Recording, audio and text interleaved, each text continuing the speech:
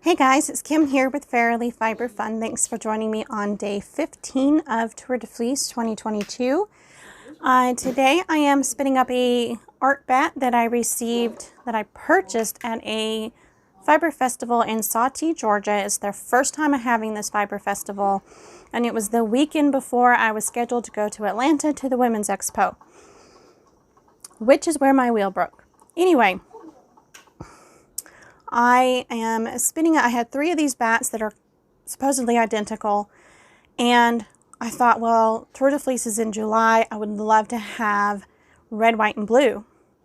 And these are red, white, and blue.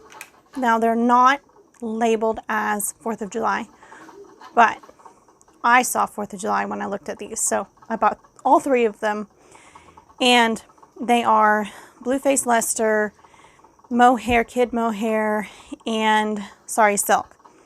Now it turns out all of the red is Sorry Silk. It's just Sorry Silk. So the blue and the white are the BFL and the mohair, kid mohair.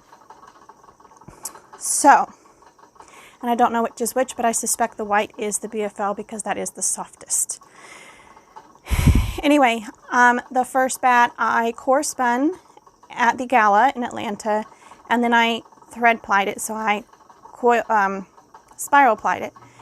This is the second bat, and I am spinning it straight from strips of the bat, no prep at all, and really struggling with it. I don't like how it's all locks and not a base that they're blended into.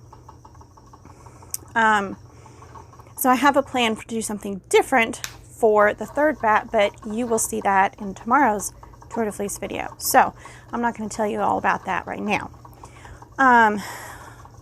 But I'm incredibly pleased. This is my first spin since Mr. Squeaky was sent off to get his final repair. During the Women's Expo in Atlanta, Mr. Squeaky took a big tumble. I immediately noticed that the flyer was cracked in a couple of places, and the uprights, the bar going through the uprights was jammed, and it moved everything so that the brake band was hitting the flyer, or the flyer was hitting the brake band. And so I couldn't use the wheel. So I sent in those pieces and they got replaced, and I was able to spin, and then the speed control went out. So I don't know if the speed control was not working when I sent off the other parts that were broken, or if it quit working later. Whatever it was, when I went to spin on my wheel near the beginning of Tour de Fleece, it had only one speed. No matter what I did with the knob, it was either off or all the way on as high as it would go. So I had to take the wheel apart again and sent it back to Jessica of Forever Growing LLC, known as the Spin E-Kube makers.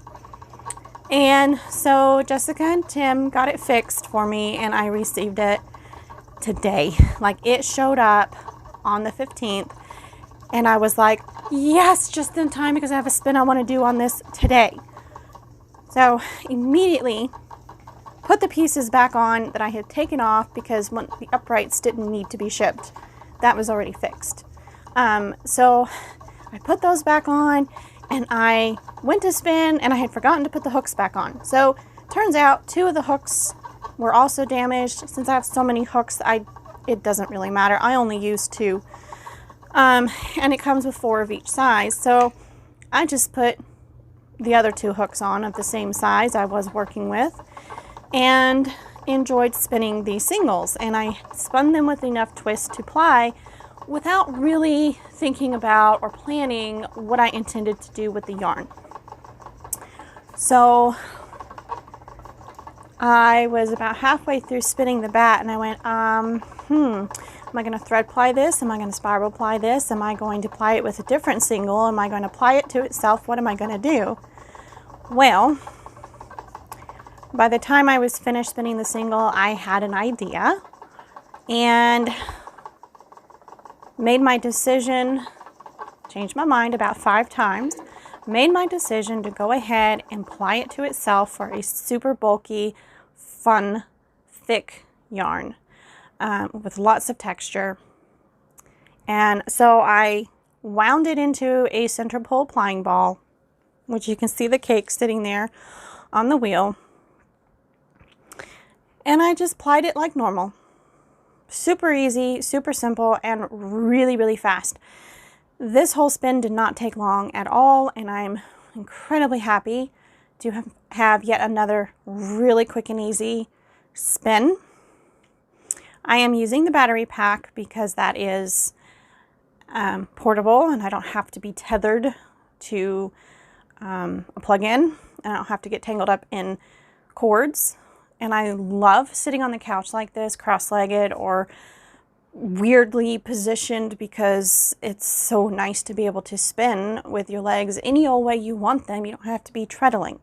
You don't have to have your back supported so that you can treadle. It's amazing. I have never owned an e-spinner before this one. I've used the Ashford Super Jumbo e-spinner, but I didn't enjoy using that one. It's much too aggressive in a take-up for my taste, although it does have the bobbin capacity for like 3 pounds of yarn, which is super fabulous if you're spinning multiple pounds of the same thing. But for me, I don't really need that large bobbin capacity just for myself. So this wheel is perfect. And in case you're wondering, the smaller bobbins do fit, but you have to specify, it's only one from one of the other wheels. There's either the Scotch tension or the Irish tension, and I forget which one the bobbins fit. But why would you get smaller bobbins? You can put less on the bobbins, it's fine. And this wheel, you can use different orifice reducers. I've got the largest one on there, but you can get the smaller ones, and then you can spin lace weight yarn if you want to. I really love this wheel so much.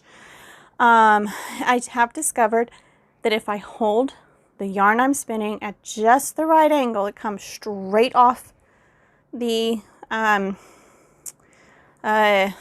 what's that called? The orifice. If it's coming straight off the orifice, not at any kind of angle, there's a lot less wobbling and jerking in my hand. And so, yes, you can minimize all that by either putting a smaller reducer on there or holding your yarn at a straight angle with the wheel. Those are just a few little tips and tricks. Tried to come out as one word there. Words are not working today. So I think that's everything I have for you today. I hope you enjoyed it. Oh, but I do have an update on my daughter. So I took her to the doctor because her wrist, we thought she might have carpal tunnel. The doctor said it is not carpal tunnel, it is overuse strain.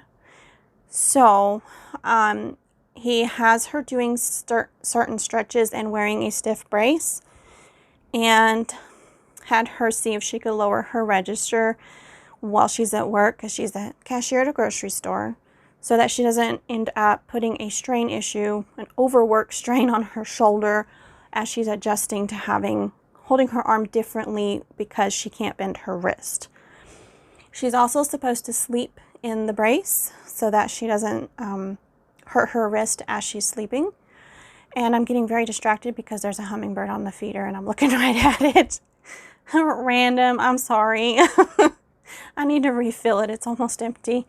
So anyways, in about 2 weeks, she goes back to the doctor for an update. I've already noticed some improvement in her mobility. She is doing the stretches as the doctor said, and she seems to be in less pain, and I've begun gently massaging her hand and her arm all the way up to her elbow in the hopes of speeding the healing process along, since a lot of the pain is from the muscles not wanting to relax thoroughly, and then the tendons getting tight, and it just continues to snowball until you can't move at all because there's so much pain.